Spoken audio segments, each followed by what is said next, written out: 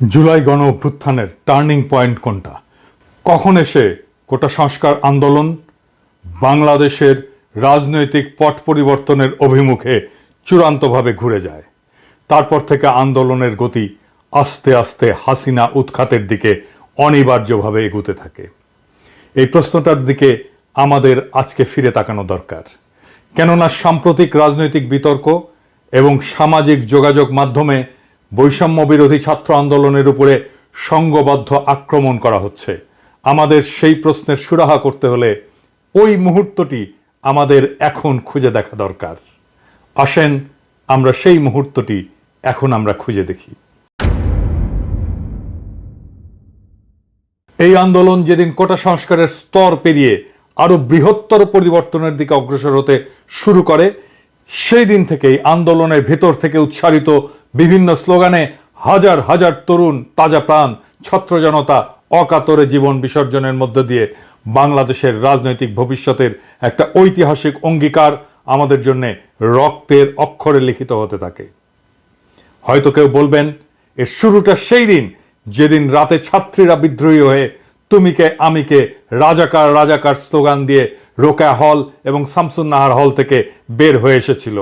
সেই রাতে যেদিন ছাত্রছাত্রীরা ঢাকা বিশ্ববিদ্যালয় হলগুলো থেকে খুনি হাসিনার পেটোয়া বাহিনী ছাত্রলীগকে ক্যাম্পাস থেকে তাড়িয়ে দিয়ে বিশ্ববিদ্যালয়কে প্রথম ফ্যাসিস্ট মুক্ত অঞ্চল হিসেবে নিজেদের দখলে নিতে পেরেছিল। হয়তো বলবেন সেই রাতের গর্ভ থেকেই অনাগত সেই বিপ্লবের জন্ম নিয়েছিল, কিংবা যেই দিন দুই হাত প্রসারিত করে আবু সাঈদের সাহসী বুকে পুলিশের গুলি বাংলাদেশের মানুষের মন থেকে সমস্ত জমাট ভয় আতঙ্ক বিলীন করে দিয়েছিল। সেই দিন থেকে যেদিনই হোক, এই আন্দোলন অনিবার্যভাবে সেই টার্নিং পয়েন্ট থেকে বিজয়ের দিকে দৃঢ় আর অবিচলভাবে অগ্রসর হয়েছে। এই আন্দোলন 9 দফা থেকে 1 দফায় গড়িয়েছে। 5ই আগস্ট হাসিনা পালিয়েছে, তারপর বাংলাদেশে 3 দিন কার্যত কোনো সরকার ছিল না। সরকারবিহীন থেকে যে 3 দিন নানা চড়াই উতরাই পেরিয়ে প্রফেসর ইউনূসের নেতৃত্বে একটা অন্তর্বর্তীকালীন সরকার গঠিত হয়েছে। কিছুদিনের মধ্যে ভয়াবহ বন্যা, নানাবিধ অস্থিতিশীলতা সৃষ্টির তৎপরতা, ইন্ডিয়ার চাপ, আন্তর্জাতিক প্রোপাগান্ডা, প্রশাসনের অসহযোগিতা, এর মধ্যে দিয়ে বেশ কঠিন সময় পার করতে হচ্ছে তাদের। বিগত 2.5 মাস নানা অসঙ্গতি এবং বিভিন্ন সিদ্ধান্তের সমস্যা নিয়ে আমরা অনেকেই সমালোচনা করেছি। বাস্তব কারণেই প্রত্যাশার পারদ এত উপরে উঠেছে যে তাদের পক্ষে অনেক ক্ষেত্রেই তা পূরণ করা সম্ভব হচ্ছে না। কিন্তু একই সাথে আমরা আবার স্মরণ করিয়ে দিয়েছি, এই সরকারের সফল হওয়া বাংলাদেশের রাষ্ট্রের অস্তিত্বের জন্য আবশ্যক। আমাদের ভবিষ্যৎ অভিযাত্রার ক্ষেত্র প্রস্তুত করতে হলে ফ্যাসিবাদের কবলে পতিত ধ্বংসপ্রাপ্ত রাষ্ট্র কাঠামো বিভিন্ন প্রতিষ্ঠানের মাধ্যমে দানবীয় ক্ষমতা চর্চার আয়োজনে মৌলিক অনেক কিছু বদল এবং সংস্কার সাধন করে রাষ্ট্রকে নতুন করে সাজাতে হবে। ফ্যাসিবাদের ধ্বংসস্তূপের উপরে একটা নতুন রাষ্ট্র গড়ার আকাঙ্ক্ষা এই বিপ্লবের পথে পথে বিপ্লবীদের কণ্ঠে অবিরত উচ্চারিত হয়েছে। জুলাই আগস্ট অভ্যুত্থানে শহীদের আত্মত্যাগে অর্জিত দ্বিতীয় স্বাধীনতায় যে অমিত সম্ভাবনার দ্বার উন্মোচিত হয়েছে, তা বাস্তবায়নের জন্য দরকার জাতীয় ঐক্যমত সৃষ্টির একটা রাজনৈতিক রূপরেখা। যেই রাজনৈতিক রূপরেখা তৈরি করবে ফ্যাসিবাদ উত্তর বাংলাদেশ গঠনের সুনির্দিষ্ট অভিমুখ। সেই রূপরেখা আগে থেকে কেউ প্রস্তুত করেনি, কারণ অভূতপূর্বভাবে বাংলাদেশের বদলে যাওয়ার এই ঘটনা কোনো একটা বিপ্লবী রাজনৈতিক দল দিয়ে সংগঠিত বা সম্পাদিত বা সম্পন্ন হয়নি। জুলাই মাসের 1 তারিখ থেকে হিসাব শুরু করলে নানান বাঁক ঘুরে বিভিন্ন ঘটনা প্রবাহের উত্থান পতনের মধ্য দিয়ে 5 সপ্তাহে বিকশিত হওয়া নব উত্থিত এক অজানা শক্তি 15 বছর দীর্ঘ একটা ফ্যাসিস্ট শাসনের অবসান ঘটিয়েছে। খুনি হাসিনা সরকার এবং আওয়ামী লীগের কবর রচনা করা সম্ভব হয়েছে। ফেলে আসা 15 বছর ব্যাপী সংগঠিত অসংখ্য আন্দোলন, অজস্র আন্দোলন, সংগ্রাম, গণপ্রতিরোধের মধ্যে দিয়ে বিকশিত চেতনার পেছনে দেশের সংখ্যাগরিষ্ঠ মানুষের সংগঠিত হয়েছে। সেই কারণেই ফ্যাসিবাদ পরাজিত হয়েছে। বিএনপি, জামাত, হেফাজত সহ ডান বাম রাজনৈতিক দল, শক্তি, সংস্থা যে যখন যতটুকু রাস্তায় নেমেছে, প্রতিবাদ করেছে, স্লোগান ধরেছে, তা যত বড়ই হোক ছোটই হোক না কেন, সেটা উষ্ণতা এবং আভা দিয়েছে গণ অভ্যুত্থানের নবজাতক এবং জাতিকাকে, যারা এদেশবাসীর সামনে আজ এক অভাবনীয় জাতীয় ঐক্যের বার্তা বা আহ্বান নিয়ে হাজির হয়েছে। এই ঘটনা বিপ্লবাত্মক। এর সম্মুখে পূর্ব নির্ধারিত কোনো বিপ্লবী কর্মসূচি কারো কাছে ছিল না, কিন্তু বাংলাদেশের মানুষ ওই 5 সপ্তাহে নতুন এক প্রজাতন্ত্রের ঘোষণা রচিত হতে দেখেছে রাজপথে। সহস্রাধিক নাগরিকের জীবনের বিনিময়ে, হাজার হাজার কিশোর তরুণ যুবকের অঙ্গহানির বিনিময়ে, কয়েক লক্ষ মানুষের জীবন বিপন্ন হওয়ার ঝুঁকির বিপরীতে টকবগে উষ্ণ তাজা রক্তের অক্ষরে লেখা হয়েছে জাতির জীবনের নতুন অধ্যায়। রক্তে আগুন লাগা তুখোর স্পর্ধিত সেই আন্দোলন চলাকালে সমগ্র বাংলাদেশে উচ্চারিত শত শত স্লোগান থেকে মাত্র 7টার কথা আমি সকলকে স্মরণ করিয়ে দিয়ে প্রশ্ন রাখছি, এর মধ্যে কি নতুন বাংলাদেশ প্রজাতন্ত্রের ঘোষণার ইঙ্গিত পাওয়া যায় না? লাখো শহীদের বাংলায় বৈষম্যের ঠাঁই নাই, কোটা প্রথা নিপাত যাক, মেধাবীরা মুক্তি পাক। লাখো শহীদের রক্তে কেনা দেশটা কারো বাপের না। জাতির পিতা ইব্রাহিম, শেখ মুজিব ঘোড়ার ডিম, স্বৈরাচারী বুবুজান নৌকা লইয়া ভারত যান। যে বলেছে রাজাকার তার 14 গোষ্ঠী স্বৈরাচার, পা চাটলে সঙ্গী, না চাটলে জঙ্গি। জাতির জীবনে এত বড় দিক পরিবর্তনকারী ঘটনার পরেও যারা মহাজাগরণের নবজামানার দিশা পায় না, তারা অন্ধ, বধির এবং অচল। এত বড় ঘটনার পরে বাংলাদেশের ভবিষ্যৎ অভিমুখ নতুন দিকে অগ্রসর না হয়ে পুরনো বৃত্তে ঘুরপাক খেতে হবে, সেটা জনতা মানবে না। সম্ভাবনার সীমা এবং আকাঙ্ক্ষার জমিনে অনেক বড় উল্লম্ফন ঘটেছে। এটাই বিপ্লব। এই নিরেট বাস্তবতাকে অস্বীকার করে যারা পুরনো রাষ্ট্রের কাঠামো অটুট রেখে আজ ক্ষমতার রঙিন ঘোড়ায় চড়ে এই বদ্ধভূমিতে হত্যাযজ্ঞের রক্তাক্ত প্রান্তর, এই ফ্যাসিবাদী জল্লাদের উল্লাস মঞ্চ আর শহীদের রক্ত নদীর তরঙ্গ পায়ে দোলে পার হতে চায়, তারা হাজারো শহীদের প্রতি অসম্মানী শুধু না, বিশ্বাসঘাতকতা করতে উদ্যত হয়েছে।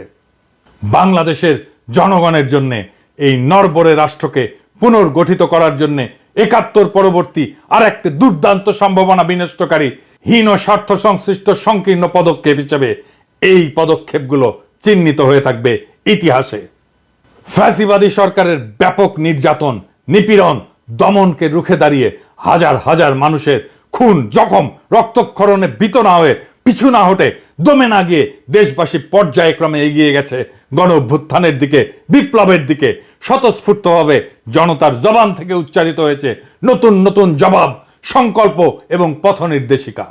আজ আবার একটু স্মরণ করে দেখুন কত শক্তিশালী, কত সুচিন্তিত এবং সুগঠিত ছিল সেই সমষ্টিগত জ্ঞান বা রাজপথের প্রজ্ঞা।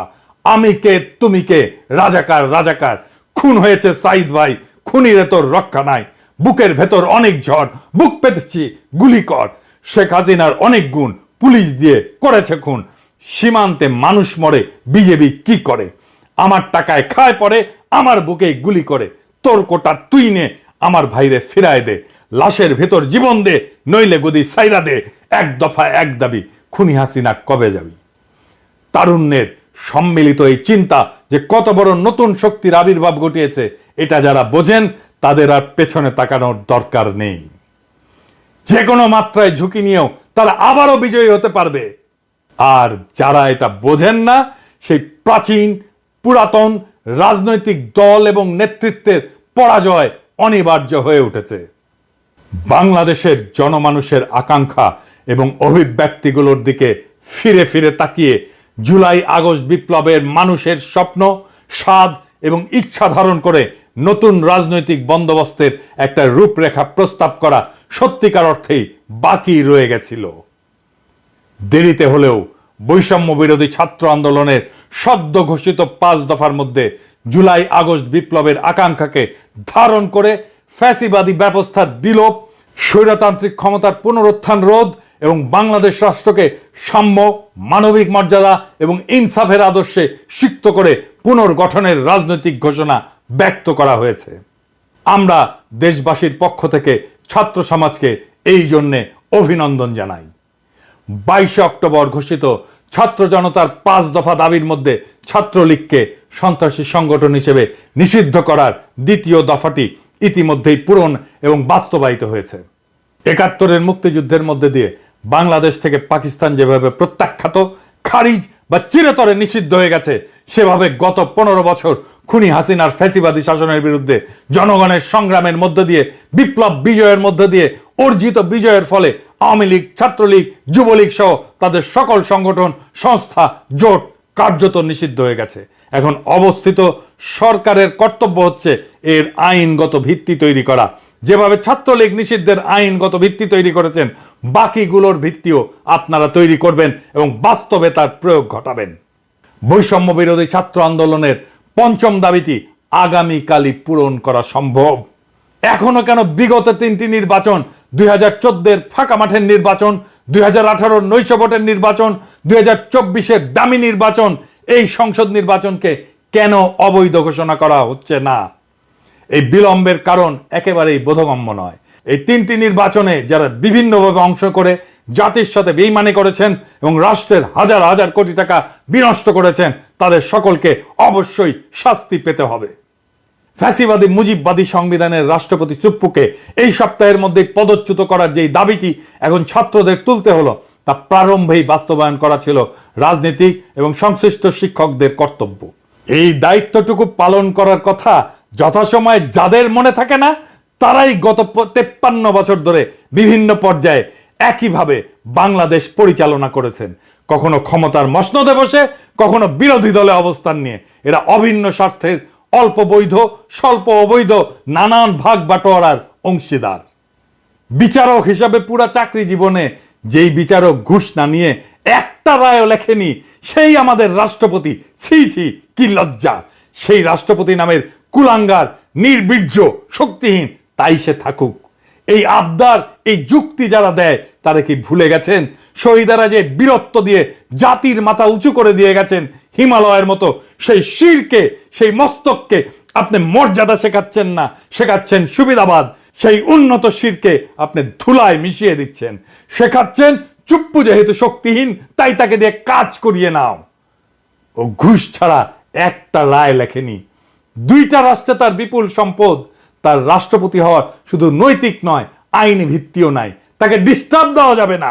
এই আবদার যারা করেন, তারা আগামী প্রজন্মকে কি শেখাচ্ছেন? তারা বাংলাদেশকে কোথায় নিয়ে যেতে চান? এই পথটাও সে বাগিয়েছে সংবিধান লঙ্ঘন করে। সাংবিধানিক পদের দায়িত্ব শেষে সবকিছু অগ্রাহ্য করে জুটিয়েছিলেন লাভজনক পদের চাকরি, তাও নিকৃষ্ট লুটেরা এস আলমের দখলকৃত ইসলামী ব্যাংকে চাকরি। এরপর আর এক ধাপা গিয়ে আবার দেশের সর্বোচ্চ সাংবিধানিক পদ রাষ্ট্রপতির আসনে বসছেন। আমারও প্রশ্ন, এমন একটা দাগী অপরাধীকে কেন পুষতে হবে এই বদলে যাওয়া বাংলাদেশকে? আপনারা উদ্দীপ্ত ছাত্র জনতাকে, যারা রক্ত দিয়ে স্বাধীনতা কিনেছে, তাদের শেখাচ্ছেন চুপ্পুকে মেনে নিতে হবে। ওরা মানবে? কখনো মানবে না।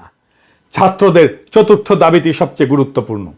5ই আগস্ট বা 36শে জুলাইতে যে প্রোক্লামেশন অফ রিপাবলিক বা প্রজাতন্ত্রের ঘোষণা করাটা জরুরি ছিল, সেটা না করা ভুল হয়েছে, কিন্তু বিলম্ব করাটা অপরাধ হবে। উপরন্ত যে সুযোগ এখনো হাতছাড়া হয়নি, সেই শুভ কর্মটি সম্পাদন করতে দেরি করা হচ্ছে কেন? মুজিববাদের সংবিধান অর্থাৎ 72-এর যে জঞ্জালটি বাতিল করে দিয়ে নতুন করে দেশের জন্য একটা গঠনতন্ত্র লেখার তাদের প্রথম দাবিটি খুবই যৌক্তিক। প্রণেতাদের জাতিগত সংকীর্ণ দৃষ্টিভঙ্গির কারণে 72-এর সংবিধান সূচনা লগ্নেই বিতর্কিত হয়ে যায়। উপরন্ত শুরুতেই এতে দেশের জনগণের কোনো অংশগ্রহণ বা এর সাথে কোনো সম্পর্ক ছিল না। সাধারণ মানুষের মতামতকে কখনোই গ্রাহ্য করেনি তৎকালীন খুনি মুজিব সরকার। সবচেয়ে বড় যে অভিযোগ, তা হচ্ছে এই মোটা গ্রন্থটি গত 52 বছরে বাংলাদেশের মানুষকে বারে বারে বিভক্ত করেছে, ঐক্যবদ্ধ রাখতে পারেনি, অধিকার হরণ করেছে। আর যারা নানান সময় বিভিন্ন সংশোধনী এনেছেন, তারা তাদের ভুলভ্রান্তির জন্য দেশের মানুষকে শুধু কষ্টই দিয়েছেন, কখনো জনগণের কাছে করজোরে ক্ষমা চাননি। এটা দিয়ে যে বাংলাদেশকে আর এগিয়ে নেওয়া সম্ভব না, এ দিয়ে যার কোনো কাজ চলছে না, সেটা এখন প্রতিষ্ঠিত সত্যে পরিণত হয়েছে। জুলাই আগস্ট বিপ্লবে অংশগ্রহণকারী সমস্ত রাজনৈতিক দল এবং শক্তির মধ্যে ছাত্র জনতার 5 দফা দাবির ভিত্তিতে একটা দৃঢ় জাতীয় ঐক্য সৃষ্টি করা জরুরি। তা না হলে এই সকল দাবিকে কেন্দ্র করে আস্থাহীনতা, অবিশ্বাস এবং বিভক্তি বাড়বে এবং তা আরো বড় হয়ে উঠবে। আর এই অনক্যের সুযোগ নেবে দেশ লুটপাটকারী, কায়েমি স্বার্থবাদী, ব্যবসায়ী, রাজনৈতিক, সামরিক, বেসামরিক আমলারা।